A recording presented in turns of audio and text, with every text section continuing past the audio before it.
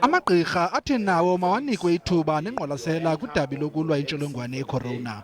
Eli qela lamagqirha nelaziwa nge-M5 Medic Group lithi lilifumene ichiza lesintu elinokunyanga intsholongwane ye-corona.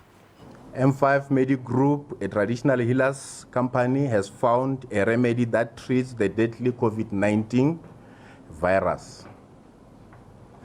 The result from the concoction, a mixture of various herbs produced by M5 Medic Group, have shown a remarkable recovery time of a day or two, the maximum being 3. Xa bebuzwa ke ngendlela elenziwe ngayo eli chiza neengcambuzalo baziphendulele benjenje. It was shown to us this product by our ancestors. We should make it clear because it's a product that comes from our ancestors. Bathi ke eli chiza alizukuthabatha indawo yechiza lokugonyela intsholongwane ye-corona elisandokufika likarhulumente.